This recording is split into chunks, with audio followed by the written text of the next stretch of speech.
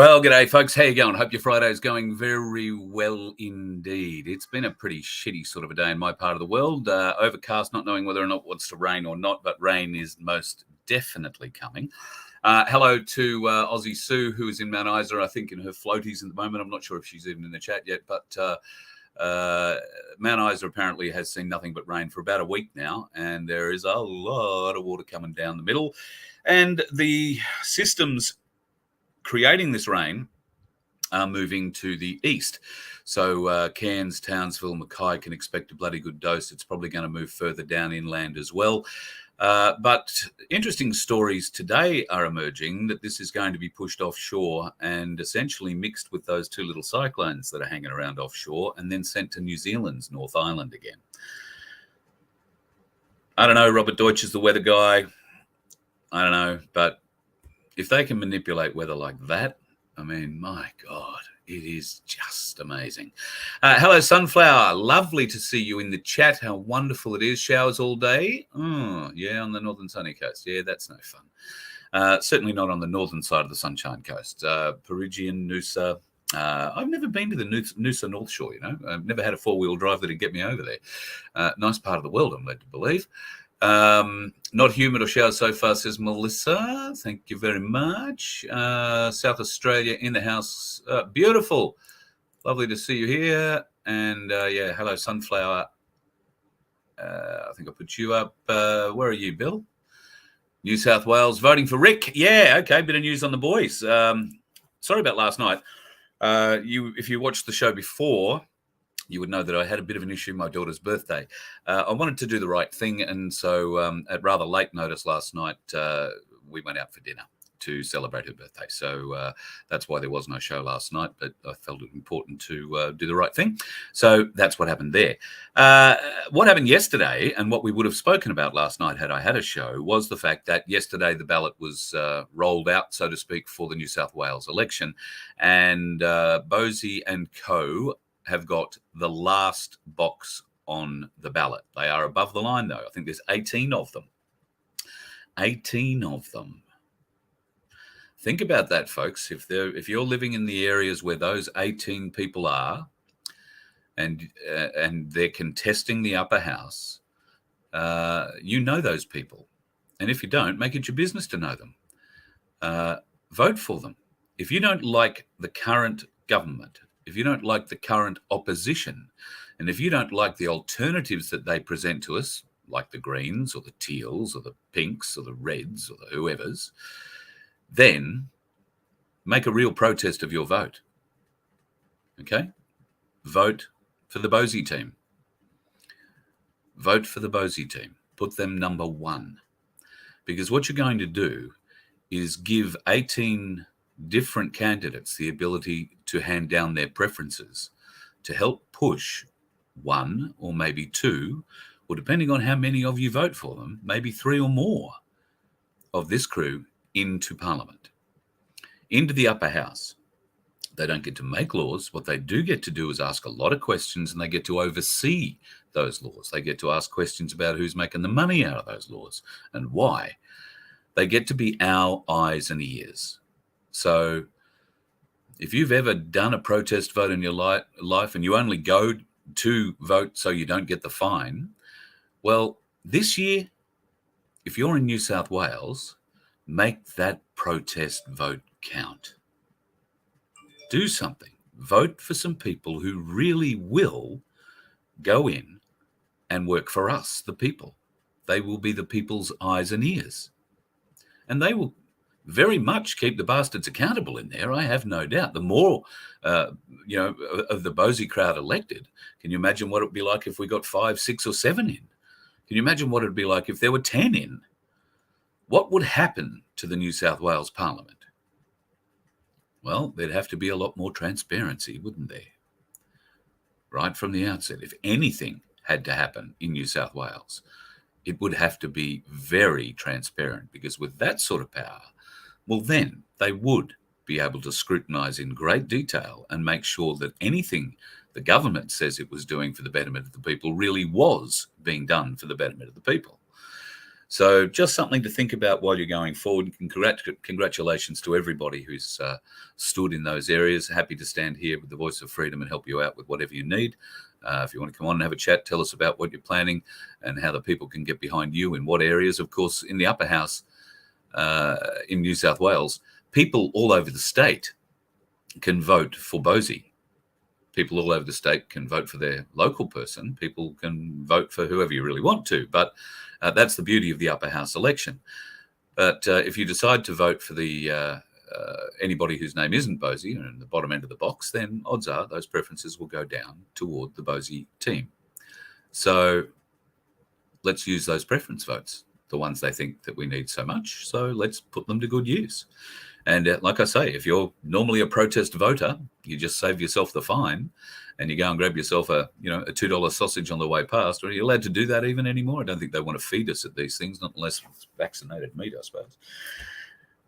So, yeah, keep that in mind. Speaking of vaccinated meat, I've been getting a few emails from people. Thank you so much. There's a family who've contacted me that are beef growers from the Maranoa, so very interested in talking further about them. I haven't been on to Darren yet. We will have a conversation and figure out a way forward, best way to approach this. I have been speaking to producers of other things, including vegetables and fruits, and I'm really hopeful of taking a trip maybe when we head north up to help welcome Michelle Lee home, might stop into Bundaberg and Childers. And Michelle, yes, be coming to see you. Very keen to see whether or not there aren't farmers up there that would be interested in being involved in a My Place co-op, for the want of a better word. And I don't want to put too many words into Darren's mouth, but there is very large plans and great things are being rolled out in Victoria. We can do that here in Queensland too, and there are plenty of My Places starting up. So here's the offer. Michelle Lee is coming. I want to go to Cairns and make sure that she doesn't turn up to an empty beach. She left with a few cheers and a few friends from Mexico. There was no mainstream media coverage at all. I'm going to see whether or not I can at least get a press release or something in front of some of the mainstream media who may take an interest. I'm interested in trying to find people in far north Queensland. Cairns is the ultimate. Well, okay, well, let's actually talk about Michelle right now. Let me show you where she is. So that is Michelle. Now, that's an interesting track that she's had in the last few days. You can see she's basically was heading south, down is south.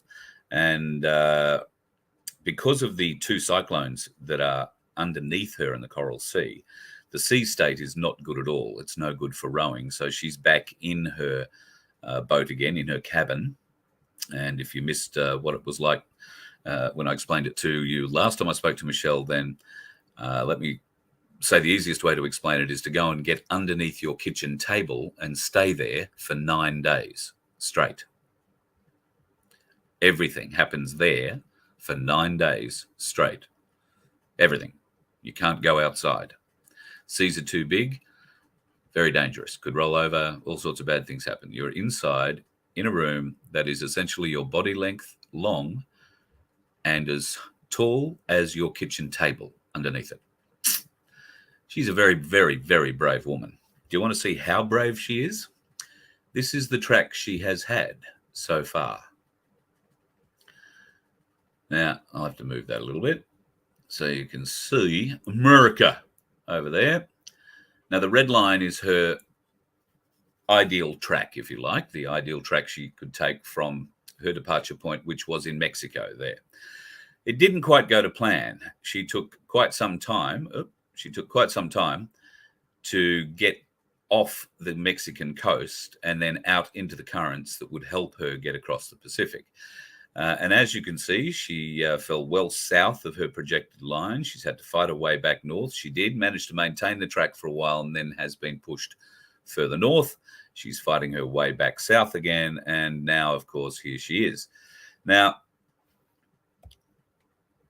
right now, as you can see, probably a bit too far.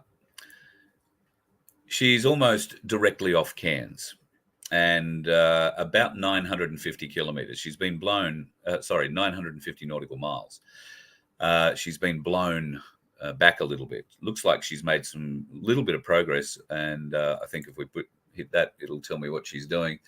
So 1.7 knots at the moment, and I can tell you that she's not rowing; she's just floating. So that's wherever she's going to get pushed at the moment, and 43 degrees C. So she might be feeling it a bit there at the moment. I don't know that the temperature is going to be terribly accurate this time of night, but anyway, you can see where she is. Now, I've had some locals from Cairns contact me and say there is every chance that she's going to get a southerly current somewhere before she gets to Cairns that will push her down along the Great Barrier Reef. And that being the case, some folks were saying if we're going to meet her, we may not need to come much further than Hervey Bay. I don't know that that's going to be the case. That's going to need to be a pretty severe left-hand turn soon, and there's a lot of very, very turbulent seas down here, and two cyclones that are causing all sorts of issues. And of course, then there is this huge weather system which is coming in from Mount Isa and across the top of the country and going into there. So I'm just noticing that that screen isn't changing much for you. Here I am zooming in and zooming out on things and you're not seeing much. Let me see if I can share that again, and it'll show you the distance that she has traveled, at least, because it is just a phenomenal distance. The total distance of the journey initially was, I believe, 14,500 odd kilometers. So she has pretty much traveled 13,500 of them, a bit better. But yeah, she has a little distance to go yet. And with this, I'm not sure how this current will work for her. So I was saying before that I'm getting some word from some locals up north that there is a chance that she'll get some sort of current that will push her down south, maybe possibly as far down as Hervey Bay, Fraser Island. So that's that would be a fair push if that were to happen, but it would probably extend her trip too by some time. Last week when I was talking to her, she was hoping to be in Cairns in 40 days. When I was speaking to Molly, who is the lady who is in contact with her just about every day, when I was speaking to Molly yesterday, she told me that that had been pushed back now to maybe 50 days or longer. It really depends on what happens with those two cyclones and how fast they move south, because at the moment the sea state is unrowable for her. So that's a bit of a problem. It also causes us a bit of a problem when we want to go and, meet her when she arrives. Obviously, it's very difficult to plan a date and say, oh, listen, we're all going to drive to Cairns and we're all going to stand on the beach and have champagne popping and all sorts of great things for her on such and such a date, because she could still be 30 days away. So I'm not saying where and when exactly she's going to land just yet. We just hope it will be within the next 50 days. And we suspect it will be Cairns. It's possible it could be Townsville or Mackay, I guess, if she does get that southerly. I can tell you that yesterday she opened her last roll of toilet paper. Yeah, last roll of toilet paper.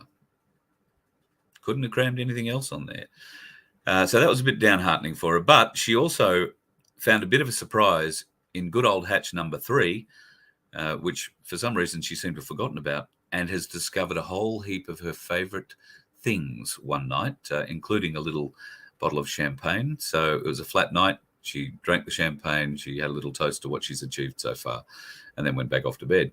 But she's down basically to dehydrated rations, and she's looking forward to getting home, I'm sure. And I'd reckon with another 50 days and no toilet paper, it's going to be an interesting meeting on the beach. Just saying. And nobody can go out and give her any. Let's just be aware of that. We can't take a plane out and fly over her and drop a waterproof bag full of toilet paper. Well, we can, but she's not allowed to pick it up. So her record is solo and unassisted. And what a great thing. Like International Women's Day was on Wednesday, and I was really hoping we were going to be able to get her on. It turned out there were other things to talk about, and Michelle couldn't get to us then anyway because of satellite communications. Big storm. So she was having trouble getting out on the phone, I think. So we will have a talk to her, hopefully next week. Her weather router is a fella named Roger. Now, Roger is an amazing savant, let's call it, when it comes to the ocean and the winds and what you can expect in forward thinking and forward planning for weather.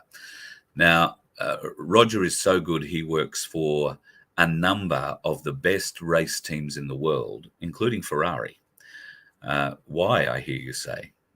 Well, if you don't know Formula One, you don't know how important weather is. On a good day, bad day, barometric pressure, everything. And he works for a lot of other very big international, obviously yacht race types and that kind of thing. He really knows his stuff. And without him, Michelle, I don't think could probably have completed this. He has been her lifeline the entire way. And while I have asked him to come on, he's a bit shy. And he doesn't want any accolade. It's just what he does. He really enjoys it. He's going to retire in the not too distant future, which is terribly sad for everybody concerned because there aren't too many people with his knowledge coming up behind him. And certainly nobody's reached out to be taught by him. So some of this unbelievable knowledge, unbelievable seamanship knowledge is going to be lost to us one day. And that's a tragedy, absolute tragedy. Anyway, you've seen the crawl going across the bottom of the screen. The plan is when I get a reasonably firm idea of when she will arrive, and when I say that, I'll have a bit of an idea maybe within a fortnight that she will, be in on a certain week at least, if not a certain day. That sort of thing we might be able to plan around. And particularly if you have your own caravan or something that you can drag along, going to bring a tent, or if you want to stay in a motel, whatever you want to do, that's great. But the plan for us would be to leave Brisbane and head north, and wherever we pull up, we'll do a show. We'll go out and have dinner, whatever we do, and it'd be great to hear some of your stories on the road up to meet Michelle. We'll potentially stop in Rockhampton. I know that there are people there interested in us catching up, and if there's a place we can catch up, then great, let's do it. Mackay, some interesting things happening in Mackay, so we'll see what happens there. But I'd love to go to Bowen or Airlie, Townsville, and of course into Cairns. So Peter, I'll be in touch with you in Townsville, and Jamie in Townsville. We have some mutual friends. So Jamie's an old radio guy, and I think he's working at a pub in Townsville from memory. So we might have a place to go and have dinner in Townsville if we're staying the night there one night. So if you're interested in doing that, just send me an email, as it says there, carl@vofhq.com. Put ML in the subject line so I can keep you all in one place, and I can sort of send you a block email that says, here's what's going to happen. And I'll do that as soon as I get more of an idea. So Wednesday and Thursday night's show. Tuesday and Wednesday night's show. Certainly, I've had a very big week. It's been very interesting. And it's not over. Just going to leave it at that. I would say if you are interested in learning more about what happened on Tuesday and Wednesday night, and for those who aren't aware, we did a show on the ATO on Tuesday and Wednesday night, and some very interesting things about the Australian Taxation Office that didn't quite add up. I actually wound up pulling down the Wednesday night show simply because I realised later that some of the documents that we were presenting held private addresses on them. And while that is publicly available information, and in theory, I'm probably okay having it seen, if it was me, I don't know that I'd like my private address, where my family live and all that sort of thing put out. I don't think there's any need for it. And if we ever needed their address, we've got it. But I just don't think it was necessary to have that displayed. So that's why I took down the Wednesday night show and put it back up. But because of the fabulous, I just can't begin to tell you the fabulous week I've had with Telstra. That upload took 6 hours on Wednesday night to get it back up on the YouTube channel None2K. And it took, I think, another 4 hours to get it up on Rumble, which I don't think it got back up on Rumble until maybe 2 o'clock the next afternoon. So atrocious. I'm sorry for that. It was out of my control, but if you haven't seen it, certainly some interesting stuff. Go and watch Tuesday night and Wednesday nights shows on the ATO with Catherine Smith, and do your own research. Although you'll find it hard to follow the research that we've done because it's been removed. So tomorrow night, come and join us tomorrow night. QSI. Jane is coming back, and Jane is bringing some friends. Now we've had Jim on for the last month or so. I'm not sure if Jim's coming back tomorrow night or not, but there will be another gentleman joining us, and he's a reasonably famous fella, known for doing some whistleblowing and some very, very, very deep diving. So if you're interested, he has taken all the documents that we've got and been playing with them for the last few days as well. So I'm very interested to hear what he's come up with and how it might relate to the quantum system. Just saying. Might be worth watching. There'll be a little bit of something in there, I think, for all of us. What else was I going to talk about tonight? I think I've spoken about Guru and Bosie. They're very happy with the way things are going, and they're getting so much support, folks. So if you are in New South Wales and you see them walking around, pat them on the back, tell them bloody great job. Of course, they are being bastardized. I'm led to believe that certain venues that were booked for not celebrations, but just, drinks after the day of the election, have now cancelled those bookings because they've figured out the person who's standing is, not running for the normal people, normal parties. So if you're a venue, I want to say somewhere around Newcastle, Woy, Budgie, somewhere around that area. If you're a venue that's sympathetic, get in touch, because I haven't read the entire article yet, but I did see something come out earlier from the Bosies saying they were having that sort of issue, that these venues were being cancelled. Discrimination is what's happening. They're being discriminated against. You want to protest that, folks? Go out there and vote for Bosie and Guru. That's a way of doing it.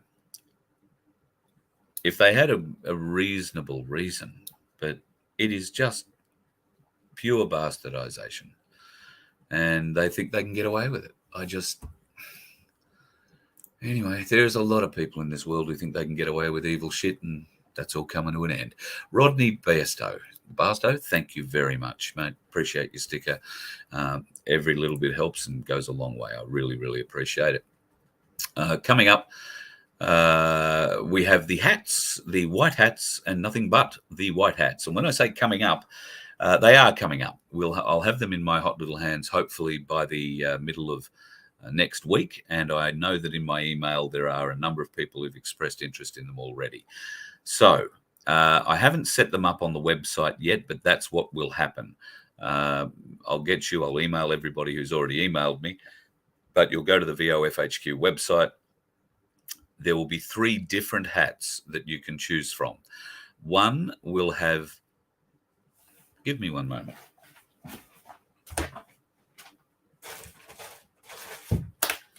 I'll probably do this and you won't be able to see it all, but let's see. I have 3. These are the ones I was going to take some nice photos of. So these are brand new, straight out of the bag. So there is one that has Q on it, like that. And there is one that has 17 on it, like that. And then there is this one that has white hat on a white hat. And can I just tell you, the most stylish people wear them. I saw Veteran Dan wearing one only last weekend. He looked very good in it. And I saw John Wilson. In one as well last Saturday at the, where do we go? Brecky Creek Hotel. So if you would like one of those, or one of each, or whatever, if you're going to do one of each, we'll do your deal on them. But I've taken this over from one of the people in the movement, and I can tell you that there's nothing in this. I'm not selling these for me. She has been left with a heap of these for a variety of reasons, and she doesn't have the ability really to go and sell them. I want to help out. The funds of this are going straight back to her. She needs that help. Pardon me. I'll just turn off the phone. And it's all going to help her and her family. She puts a lot into this movement. Many people of you actually do know her. I'm not going to tell you who she is. I'm not naming her, but I'm doing this to help her. So if you want to help out, then please, love you to help out. Now it'll be, I think they're $30 each plus postage. So whatever the postage is, and that little bag that 3 of them came in, I think is $9.95. I think that's the smallest one they have. So if you buy 3, you only pay postage for 1 because they're all going in the same bag. All right, so that's simple. And I'll have them on the website. You'll be able to click on there. You'll be able to pay through there, and it will be sent. Absolutely. If you want, and I'm shooting from the hip here, but if you would like me to get John Wilson to sign a couple of these things for you, or if that's what you're interested in, I'm sure he might be very happy to do that. I haven't asked him. He might say no, bugger you. But I'll put it past him, and if he's willing and that's what you want, then we'll get you a signed one as well. So happy to do that if that's what you want. Just, yeah, you can either email me now, but I'll only send you an email back that says go to the website and buy it through there because I can't do anything through the email, if you know what I mean. So, yeah, that's the deal with the hats, and they are really good hats. Hello, Aussie Sue. God love you. Yeah, I hope you're staying dry. Is the weather gone from your end yet, or are you still getting very, very wet? Oh God, look, the chat's gone mad. Are you still getting very, very wet up there in Townsville? Not Townsville, Mount Isa. I'll get that right eventually. God, I'll never find the end of the chat here. There is thousands of people talking and questioning and saying hello. Okay. XRP 80% owned by the dev team. Yeah, what? See, now, this is the reason that communication by email is a marvelous thing. We got to talk, brother. I'm very interested in learning more about that. I'm very interested in learning more about that. And I'll ask that question tomorrow night. Vince has got a few more too, I think. It's going to be an interesting night tomorrow night. What was I going to tell you about the spicy dart? Well, other than don't get it. Don't get it. There's not too much news about the spicy dart at the moment. Well, other than realistically, the death figures in Australia are going up, and the mainstream media are reporting on it almost on a daily basis. I saw some reports yesterday. I've seen another one today. The headlines in those reports do seem to be escalating. Australia's seeing more deaths in the last 3 years than, in the previous 80 years. The rates are going through the roof, and the UK seems to be following. What has changed, folks? For those trolls that get in this chat and for the trolls that email me, what's changed for the death rate to be going up so much? Oh, yes, it's COVID.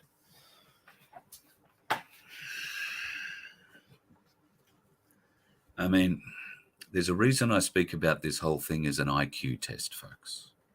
If you still think that man-made thing is the real issue, I don't think there's any way we can stop you from having number 5. And maybe it's best. Darwinism. You ever heard of the Darwin Awards? Can you imagine what the Darwin Awards are going to read like after all this happens, folks? I'm speaking now to the awake ones. Can you imagine? I mean, seriously, can you imagine? The stories of how people remove themselves from the gene pool will be horrendously sad. But being good Australians, we'll laugh about it because it's how we deal with horror, terror, shock, bad shit. We turn it into a joke. We still pay respect, but we can laugh about things. I spoke to John today. I didn't even speak to him. I saw him. He came over. We had a coffee and a great long chat. It was very, very good. I asked him about the log of claims. Now, I've had a lot of conversations with people this week about the log of claims, including John. He was having a bit of a chat today with people who are at the other end of the log of claims. And what it is it's at the printers. It's being put together in a very nice, very good way. Unfortunately, doing what we do, it's all done for nothing, and the people who are doing it for nothing. So it's done on their time frame, and believe we'll have it next week. But this log of claims is something I want you to really consider when it comes out. It's a starting point. That's all it is. It's a starting point, and I think it's a very fair, open, just, reasonable. I don't see anything unreasonable about any point in it. And I know I'm talking in circles because I'm the only one that knows what's in it. But I believe I can't see anything at this stage that I immediately say, gee, we've got to have this in because it's not in there. Or maybe we should consider this because it's in there already. And we're looking for that sort of response or comment, at least from you. If you can't find anything more that you would add to it, and if you agree to it, then that's a great thing. If you don't agree to it, well, that's a great thing too. Can you tell us why? Because that's important. We need something that we can all agree to going forward. So this is essentially a path forward to that. It gives us all a direction to follow. You, me, every one of the people who gets on every night and does a show, every one of the people who sits down and watches that show or tries to talk to a normie and convince them a little. It can happen. Just like you can get Bosie and Guru into the New South Wales Parliament. Never say never, folks. That's probably the best thing. Never say never. Yeah, well, Sunflower, what a bloody good question. If the White Hats want the truth revealed slowly, can't they at least give us a time frame?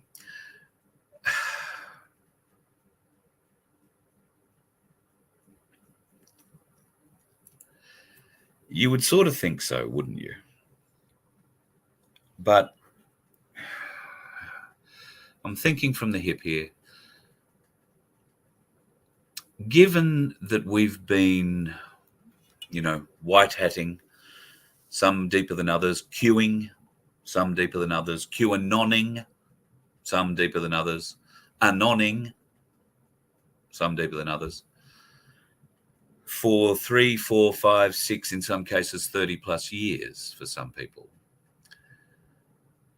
And they've kept this thing a secret.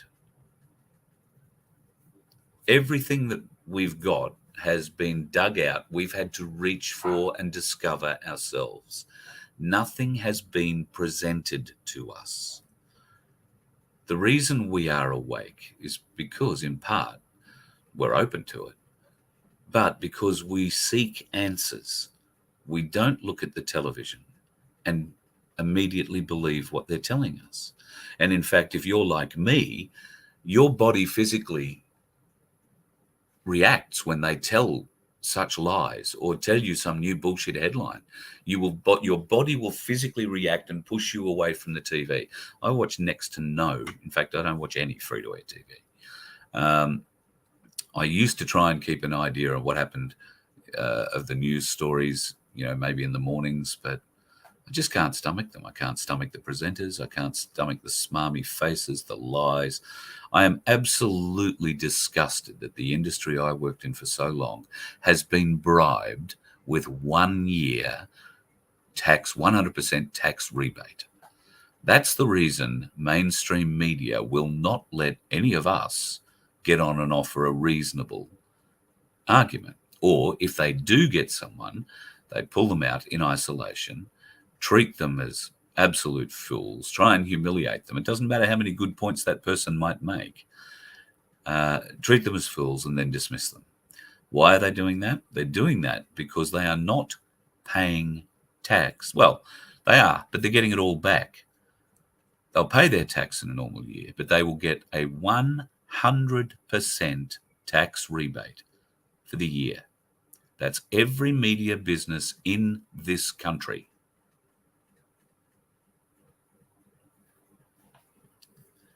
Now, I'm disgusted that the corporate greed is at such a level that they would encourage the genocide of Australians to benefit their pocket, their share price. Just horrified by it.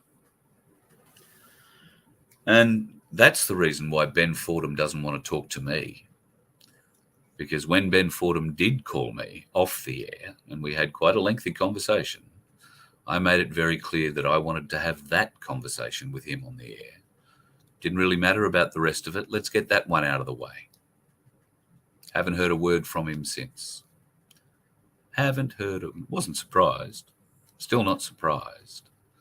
Gutless, piss weak, pathetic fucking Mason. So, and if he's not, then he's controlled by him. So I did tell him during that meeting that he better get his manager to go into the management of 2GB, the Nine network, and make sure that he gets his slice of the multi-million-dollar pie that he helped them get by stopping you, me, and other people from putting forward valid proof. When I confronted him over the Governor-General not signing the writ in the right place, let alone having the proper stamp or seal affixed to it, he tried to tell me that it was an admin fault. Oh, it's just an admin fault, you know.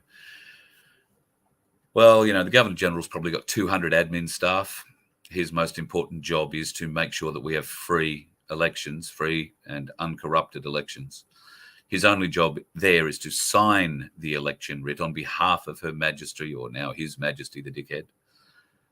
That's his only formal job. The rest of it is all shaking babies and kissing hands. So Ben Fordham would have you believe, because that's what he will tell you on his radio show, and what he told me, oh, it's just an admin thing. So if you're a half-wit and you believe that it's just an admin thing and no big deal, then it still means that the election writ is fraudulent. Fraudulent. That means the election was held fraudulently. Ben agreed with that. Then said he'd call me back. I'm still waiting. So I'm still waiting, Ben. I know you've got your little quacker checks floating around. Whenever you're ready, mate, you've got my number. Happy to have you on my show any day. I know you're not going to be brave enough to have me on yours. So, but if you'd like to come over and try, I mean, I've had a lot of people like you in my email this week telling me just how wrong I am, how wrong it is that I won't put on a pro-vaxxer. I have never once said I will not put a pro-vaxxer on this program.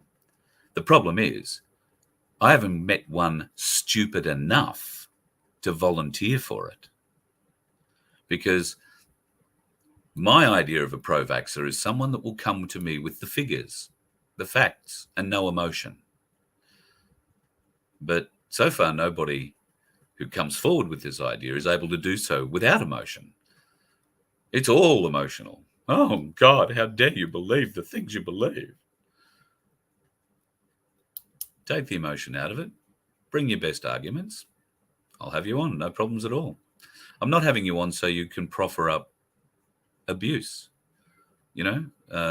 And to the numpties who are sending me insults, you know, fat insults. I mean, seriously. How old are you? Do you really think that's going to cut me to the core? It might hurt some people, but you've got the wrong bloke there. And it just goes to show the level of low communication skills you morons have. The level of your IQ. I know you're upset you failed the IQ test. I know it's humiliating. But yelling at us about it, yelling at me, accusing me, trying to make me feel like the idiot because I believe something different to you isn't going to work. That horse bolted a long time ago. If I ordain, and this sounds awful, but if I ordain to respond to your bullshit emails, it's purely because I'm having a bit of a moment where I want to amuse myself, right? And I can be a bloody horrible prick when I'm sitting in one of those moods. So some of you might cop an email you won't like, because I'll give you a lesson in how to insult people. You're all just beginners in the playground when it comes to that shit. And it doesn't make an insult on me. It doesn't make an impact on me, even if you are good at it. I don't care what you think. If you don't like what I say, you hold the power. Right now, if you hate what I'm saying, you think I'm talking to you, turn me off. Right now, you're one of the whatever figure it is watching on whichever one of the number of platforms this show's rolling out on. You are one. If you don't like what I say, please leave. It's okay for you not to like what I say. I don't care. It's okay for me not to like what you say. I don't care about that either. Neither should you. Until you have something valid, factual, that you can present, and you can present it in an adult, not childlike way, not emotional way, then don't waste your time or mine. You know, don't give me the laugh, because trust me, it is just a laugh to me. You don't hurt. It doesn't hurt. I do not get offended. I get amused and then think of really nice insults I can throw back at you for 10 minutes because, you know, I do have a dark side in me too. And for that, I apologize. And in fact, today, I had one of those interactions. And after I'd sent my final email, I thought, I think I'd sent him two previously over the last couple of days.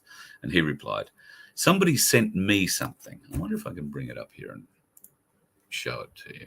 Give me a moment, see if I can find it. I was sent something today, just after I'd sent this email off to this numpty who, you know, was full of fat insults, but not a brain between his ears. And I was sent something from somebody else, and I read it and I thought, wow, I should have sent that. I wish I'd have written that instead of what I'd written, because I've had enough of trolls. You're only going to amuse me, and if I engage with you, it's only to amuse me. I don't care what it does to you. I don't care what you think or feel. A bit like how you work towards whoever you troll, I suppose. But with me, you've come right up against a rock, and I can give you a hard place to go to too. But yeah, anyway, so I had this turn up, and I thought, no, I'm going to copy that. I'm going to send it to this numpty. Olive branch style, for the want of a better term. Here's what it says. Are you driven by life or fear? If your pseudo-vaccines are safe and effective, then what is there to fear of someone who hasn't and won't take it? Why do you fear purebloods? Is it because the friggin' TV told you to fear us? In the near future, given our pissant military forces' chances, the chances are you're about to be drafted in to face guns and bombs of highly trained soldiers.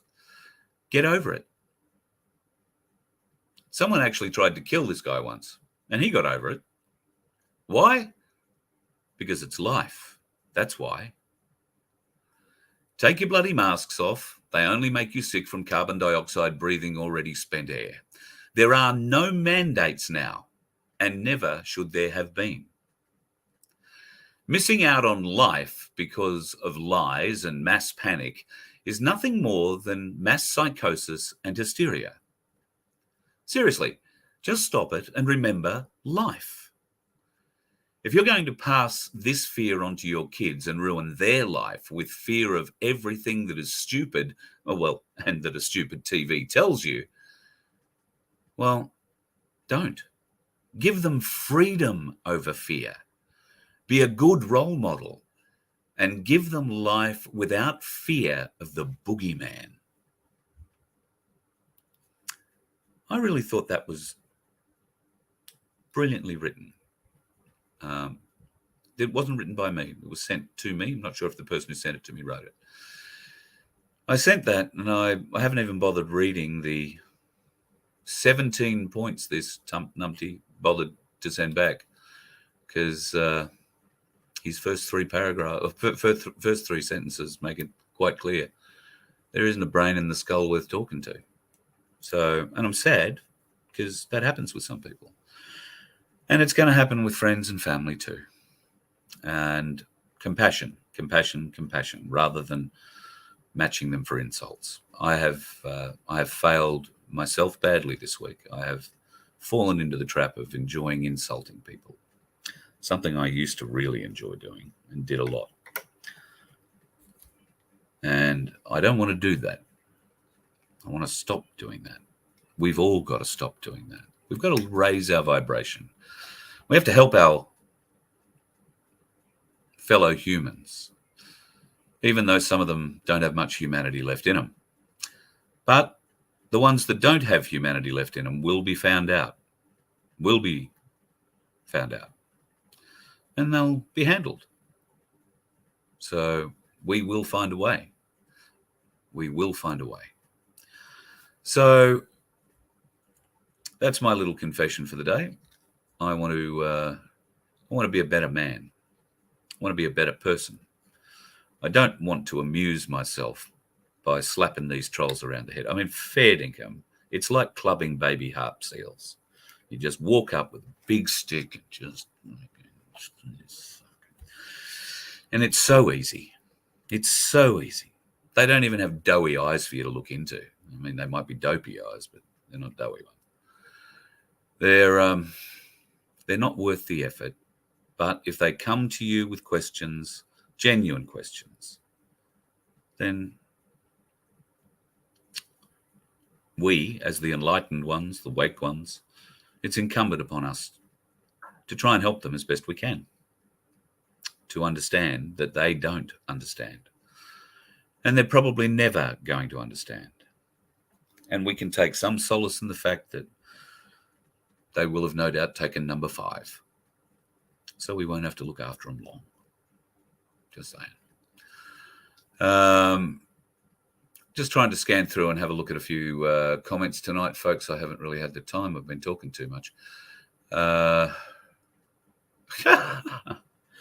Yeah, Bill, I had that happen the other day too. I'm quite surprised. They are everywhere still. And I've found mixed ages, not just a certain demographic. Seems to be across the board. I tend to discount Asians in masks because they have always worn them, but for different reasons. Well, maybe the right reasons. So if you're living in a fairly densely Asian populated suburb or something like that, it's not uncommon at all to see them in masks all the time. But yeah, very weird to see Aussies who are still doing it. But each to their own. If that's what they want to do, if that's what they want to believe, if that's what they need to believe, then okay, it doesn't hurt us, does it? I mean, we can just shrug our shoulders and move on.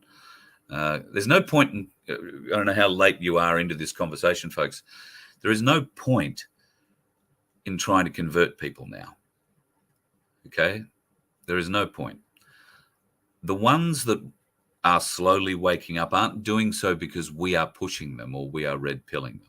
They're doing so because there are some confusing things happening in the world now that they are starting to wake up to and starting to see that certain things don't ring true.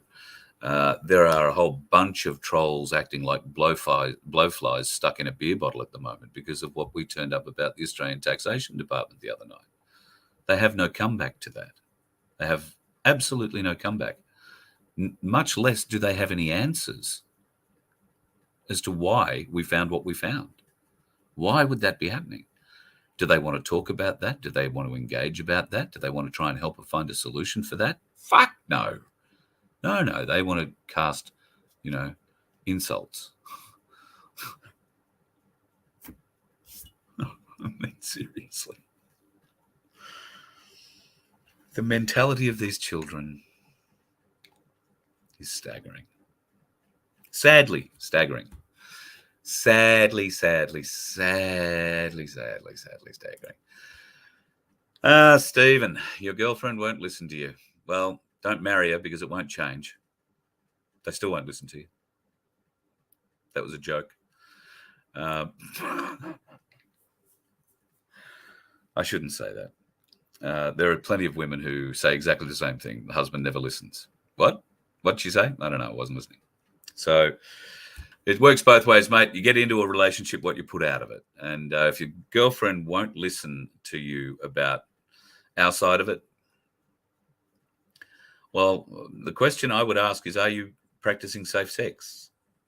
Because if she's been fully squirted in the appropriate way by a number of strangers in masks, and you're not having protected sex, I'd probably get myself tested if I were you, because it transfers using bodily fluids. So I'm sorry if I'm the one breaking that news to you, but that's the truth of it, mate. So I was speaking to a dear older friend of mine. When I say older friend, he's exactly the same age as me. We actually went to radio school together and haven't seen each other. I think we've seen each other once in 40 years.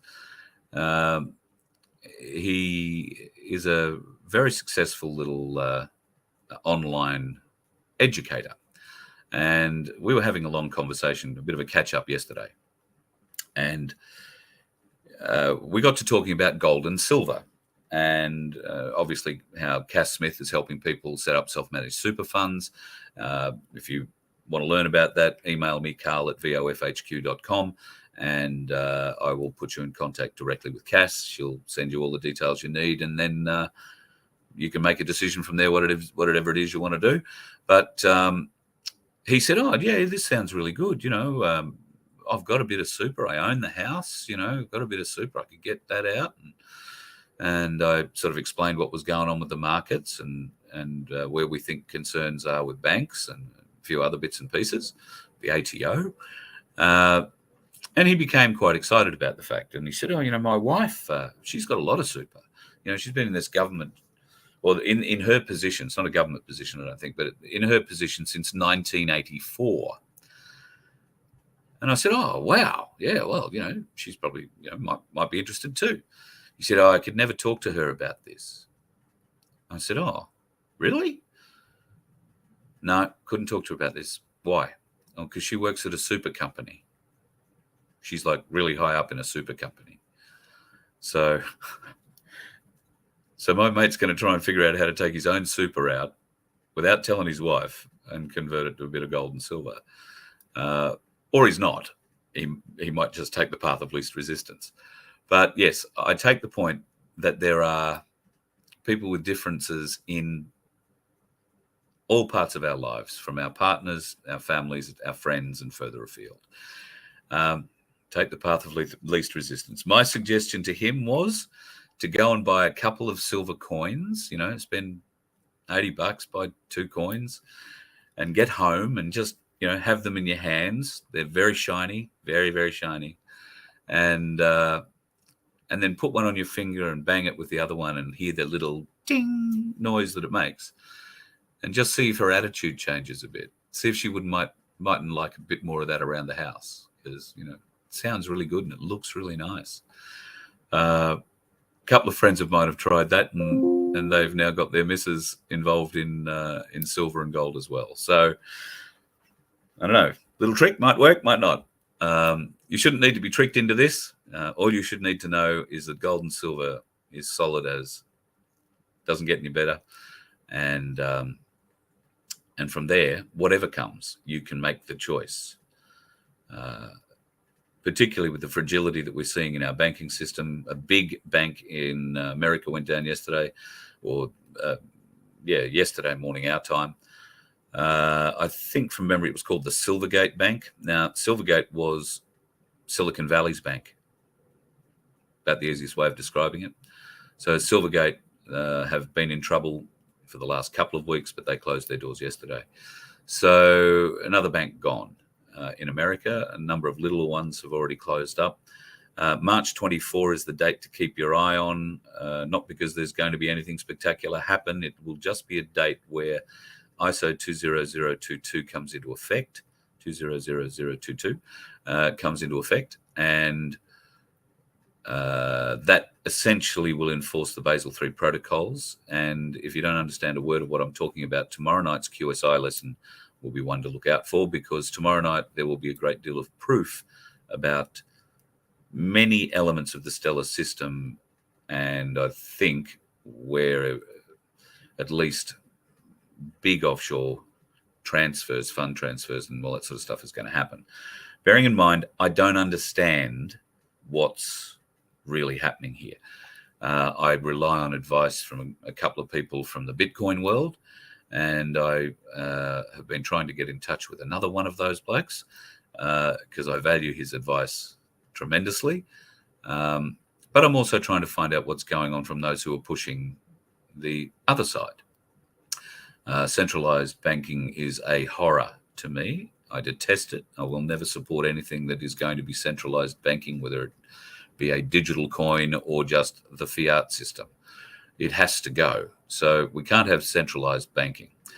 We cannot allow a programmable coin to be how they control us. The programmable coin meaning that you can have as much money as you like in the bank, but you can only use it within your 15-minute city, your 15-minute radius, or on maybe the 1, 2, or 3 weeks a year where you're allowed out of that 15-minute zone to go on holidays to see your friends or to see your family who might live in another state. But you will have to have worked up a social credit score to be allowed to do that. That's what this is all about.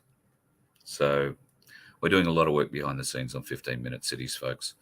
I'm going to have something for you in a little while, but got to tell you, the more I dig into it and the more other people are digging into it, it just gets worse. Just gets worse. And it's all being done for our own benefit. Have absolutely no fear. They think they're just wonderful. But the truth of the matter is, they are just horrendous. They are psychopaths.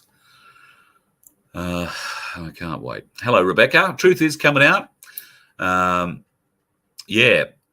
Forest of the Fallen is a magnificent initiative. I don't know who started it. I first started hearing about it coming out of South Australia, I want to say, a few weeks ago. And from there, I've seen Canberra, obviously. There was another one I think I saw in Victoria recently. They seem to be popping up just about every weekend. What is the Forest of the Fallen? Well, that's where we're putting the faces of those folks who have lost their lives or have gained vaccine injury after being jabbed, coerced, forced, whatever. Loved ones who've been lost to all of a sudden out of the blue being perfectly healthy and dying of a heart attack. Families who've lost friends, family to people, to blood clots, but not normal blood clots. Blood clots that come out of the body and are still alive, look like aerials, made out of graphene. Blood clots made out of graphene. So, yeah, it is coming out. The Forest of the Fallen is a great initiative. Get together, get your groups together, get your My Place together and hold a Forest of the Fallen. Invite anybody who has lost someone in the last 12 months, the last 2 years, because they need to be remembered. Their faces can't be forgotten. These are the people who've been massacred so far.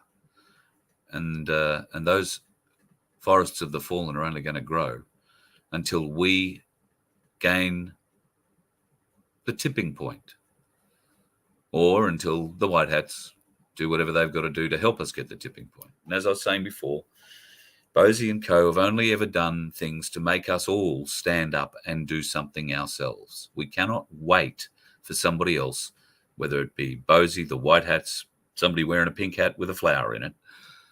It doesn't matter. We can't wait. We have to learn. We have to find out.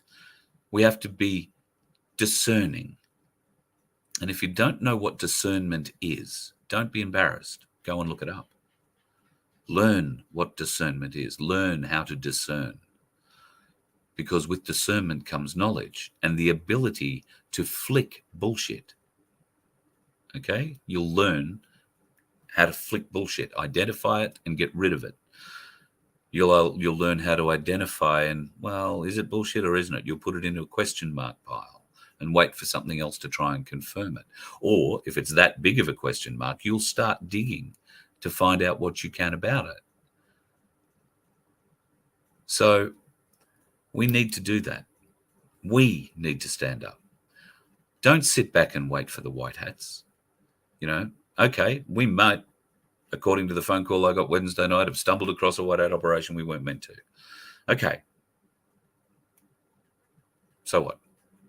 Has it fixed anything this week? Has it sped anything up? We've never been given a timeline.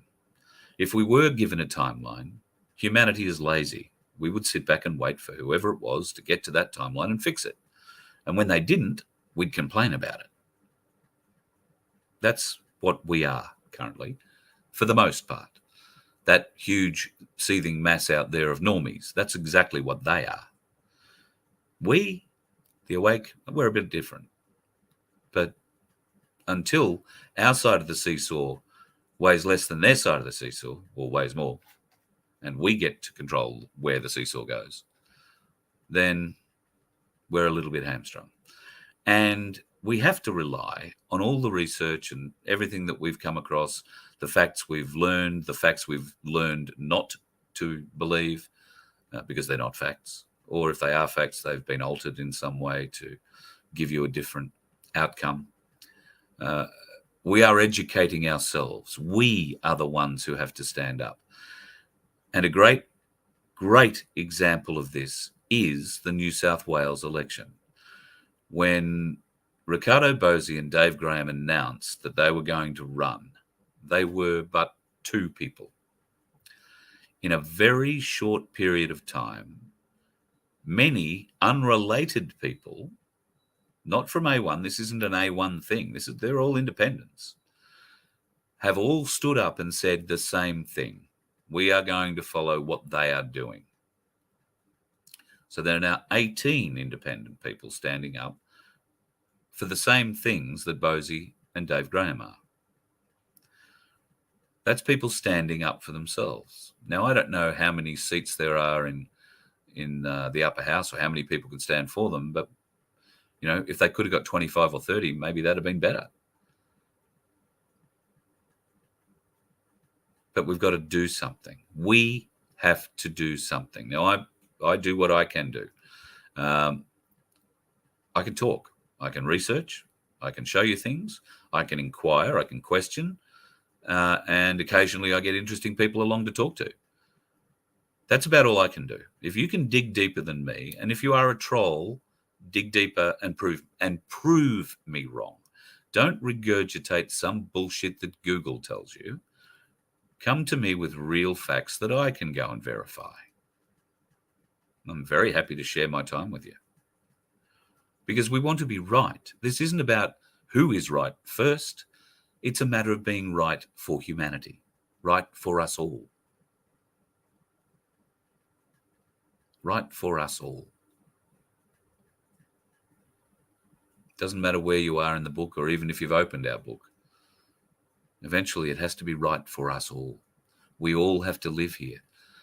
Some of us are going to, ascend, raise our vibration, get to a higher level of understanding, a higher level of consciousness. Some of us aren't. That is the very sad part. And once again, Darwinism, an example. So with this, we either agree that we're awake, and with that comes the responsibility to be a bit more compassionate, a bit more understanding. I've been away from you too long. I've been cooped up in this room. I haven't been around you too long. That's why I think, replying the way I am to some of these trolls. Because you people keep me good. You are such wonderful people. When I'm out there with you, the feeling that you give both me and my daughter is such an uplifting feeling, such a wholesome, wonderful feeling. And you inspire, I think we all inspire each other in that regard. And we all lift our game. I've been away from it for too long. I haven't been to a my place in far too long. I'm missing that. So going to rectify that. Just got to figure out when Michelle's going to hit Cairns. So I was going to go south, but I just cannot abide the thought of that lady rowing across the Pacific Ocean by herself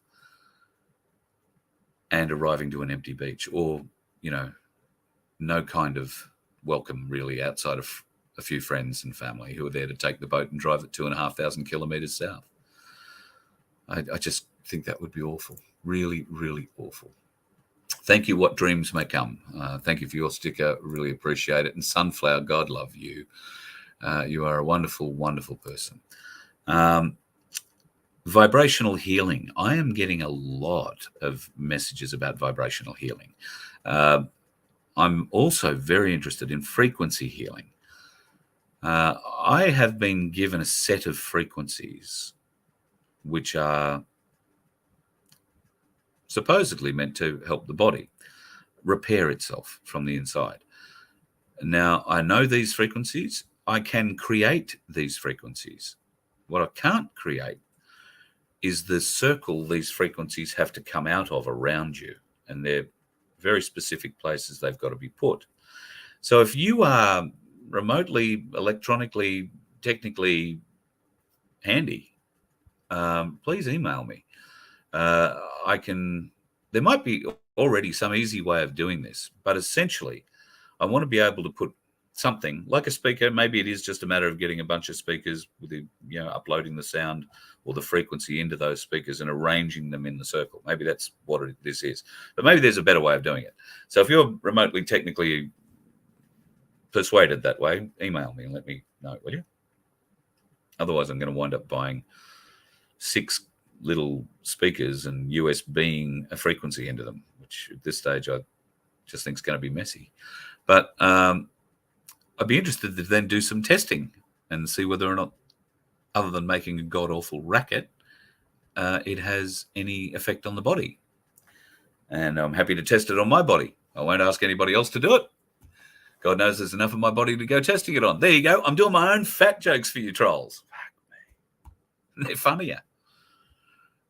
Anyway, I'll stop bleating on about the dickheads because God knows we all know where they like being, and out on the road, occasionally one of them gets it right, but we can only wish they're going to make it up to the queue for number 5.